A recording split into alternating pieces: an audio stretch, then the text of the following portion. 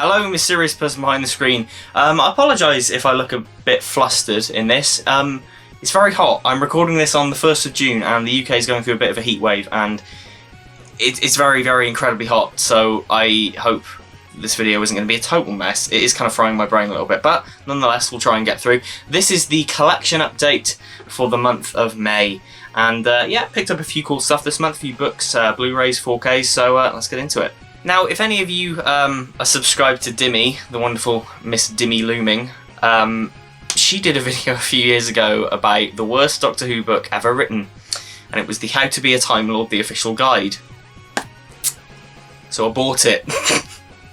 And I'll tell you why I bought this. I bought it because in her video, she showed clips of the good portions of this book, where it has information about the different regenerations and stuff like that, and why regenerations look different from Doctor to Doctor. So I bought it for that, and fair dues, the information in the first half of this book is pretty interesting. You've got, like, so yeah, all the different regenerations. It's clearly meant for kids, but it's interesting lore. You've got stuff about the different chapters in the academy. Really cool stuff. Unfortunately, halfway through it does get hijacked by the Doctor, and it's like a guide to gross things, and it's supposed to be like the 11th Doctor's Dougaled in this. Load of bollocks, really. But the first the first 10 pages or so are genuinely interesting, and it was 50p on eBay. And Dimmy's video just made me curious, so I was just like, I'll buy it. It's 50p. How to Be a Time Lord. The official guide. I also picked up Daniel Way's, Volume 1 of Daniel Way's run on Deadpool, the complete collection. I've heard very good things about Daniel Way's run on Deadpool, and I've never checked it out. So yeah, I've got now Volume 1 of the complete collection. This collects a good chunk of the first part of that run, and yeah, looking forward to getting into it. Now on to some Blu-rays. I picked up Ashen's and the Polybius Heist a few months ago, and I was kicking myself that I didn't go for the making of documentary that he also had on his store. I didn't buy it, and I was kicking myself for it because I loved the film so much and I wanted to see more of the behind the scenes content. So when this flashed up on eBay, I sprung for it. Not thrilled that I had to buy it on eBay. I did want to support Ashen's, but at the time I couldn't afford it, and either way I picked up Ashen's and The Fly on the Wall, the 45-minute long making of documentary of Ashen's and the Polybius Heist, and it's great. It's really fun. God, the shit they had to go through to get this made. It's astounding, but it's also a testament to the struggles and the triumphs of indie filmmaking. And it really shows you an in-depth look at the processes and when stuff goes wrong, which stuff went massively wrong on the production of this, and it's kind of insane actually, but you'd never notice when watching the film. And you know, the VFX breakdowns that are on this, and the gag reel, and all the other like supplementary content that's on this, really shows you the amount of effort and passion and love that went into getting this film made, and it just makes me appreciate the Polybius Heist film more. So yeah, Ashen's and the Fly on the Wall, great making of documentary. Yeah, glad I have it.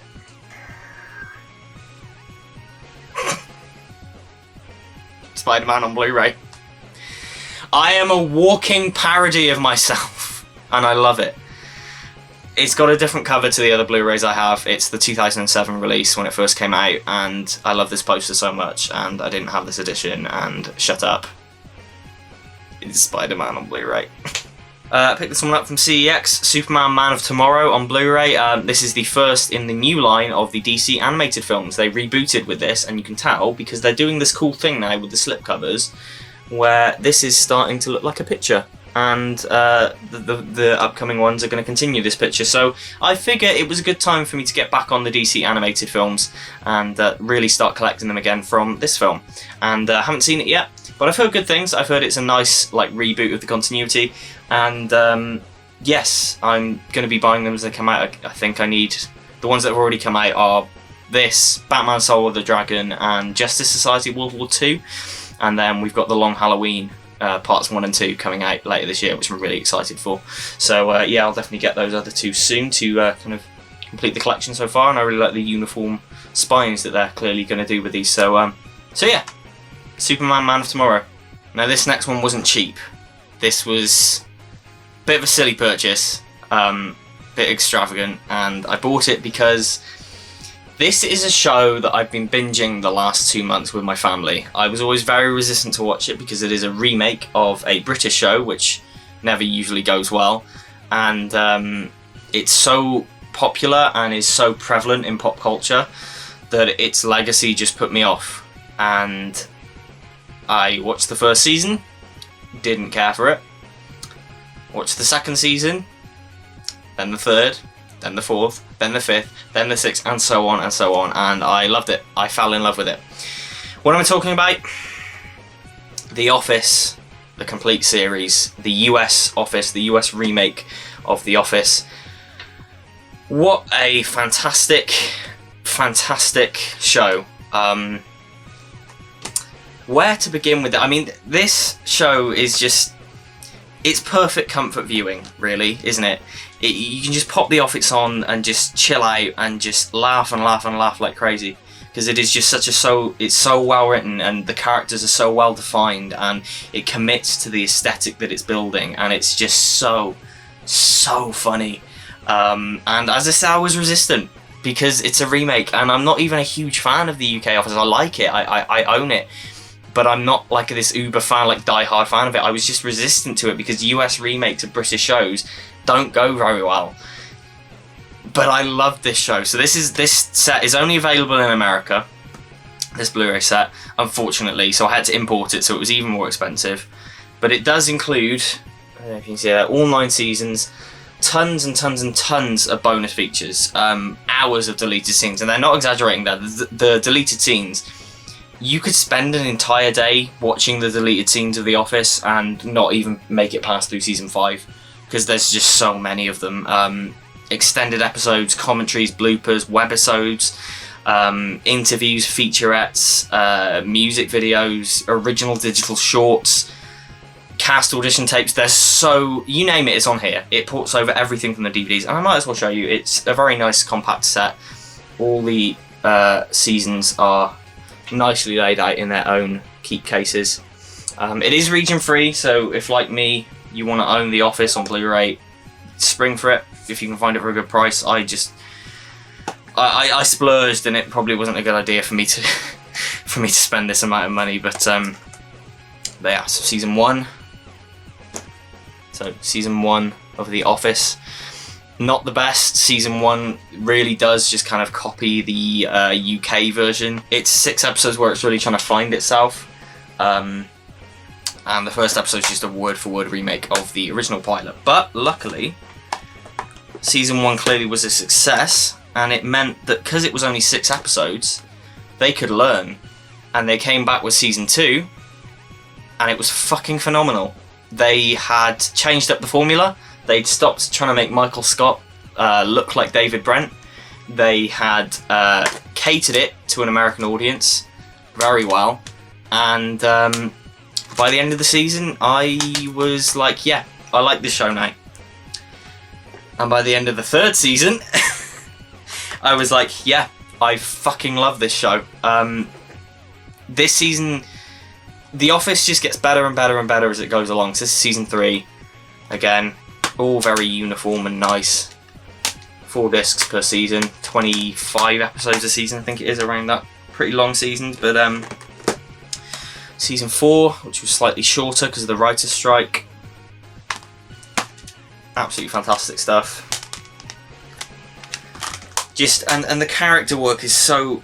when they start to break free of the trappings of the UK version, when they stop trying to be so loyal to that, the character work is just fantastic to watch. Season 5 is hands down my favourite season. So many good episodes in this. You get stress relief, which is just phenomenal. You get Cafe Disco. You've got the whole Michael Scott Paper Company story arc. Absolutely my favourite season. Towards the end of the season, you get introduced to Erin, who is a wonderful character. And season 6, great stuff. Again, pretty standard. You've come to expect so many extras again, just insane. And at a point in season 6, I think I'd reached peak investment in The Office. I think it was around the time that, spoilers, Jim and Pam got married in season 6. I was not stopping. I was just binging through episode after episode, and it was just so entertaining, and I loved the characters, and yeah, and that continues on into season 7. Unfortunately, the last season with Steve Carell.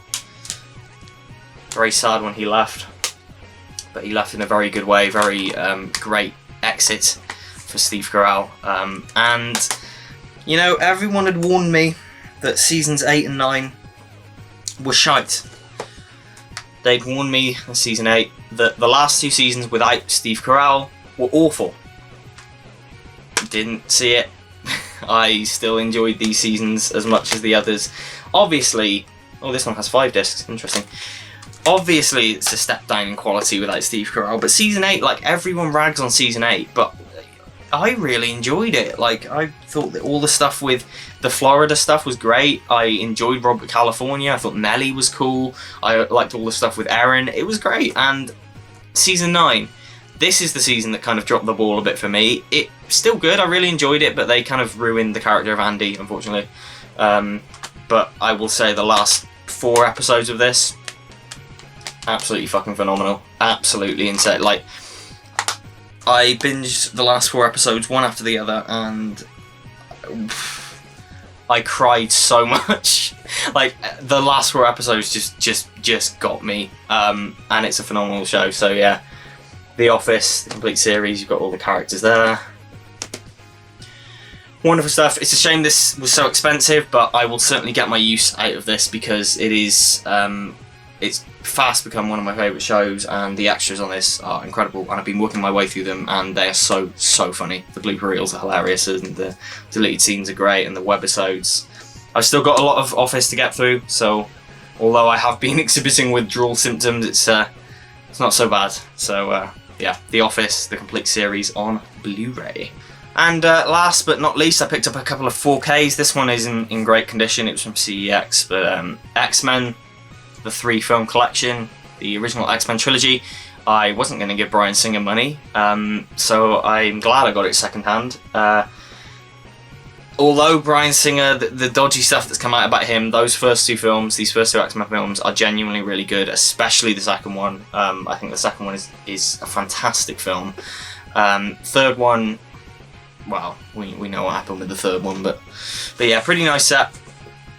So, nice little digipack there. You've got all the films. It's good stuff. X-Men, the 4K looks great. Looks a lot better than the Blu-ray. The Blu-ray always had a kind of muddy looking image. X2, again, looks pretty great. X3 is an upscale. The first 2 are native 4K. X3 is an upscale, unfortunately. Still looks good. Very contrasty and vibrant. Yeah, I'm glad to own these films. Probably the only X-Men films that I really care to upgrade to 4K, because I do have Logan on 4K. The rest of them are either upscales, so there'd not be much of a point, or are films that I don't care for enough to upgrade.